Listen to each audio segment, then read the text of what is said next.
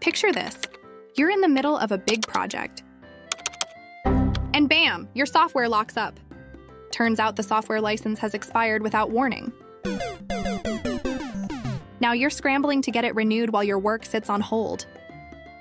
But it doesn't stop there. Using software beyond its license period could land you in legal trouble, leading to fines or legal actions. It's a stressful and costly situation that could have been easily avoided if you were aware of the renewals in the first place.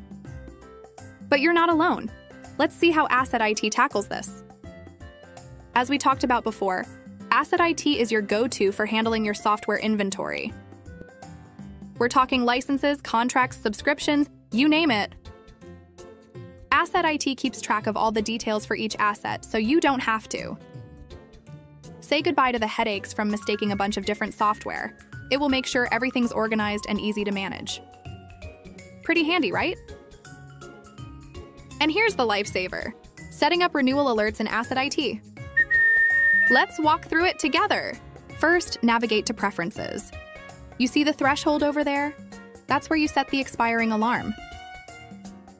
For example, today is the 29th of November. This license will expire on the 1st of December.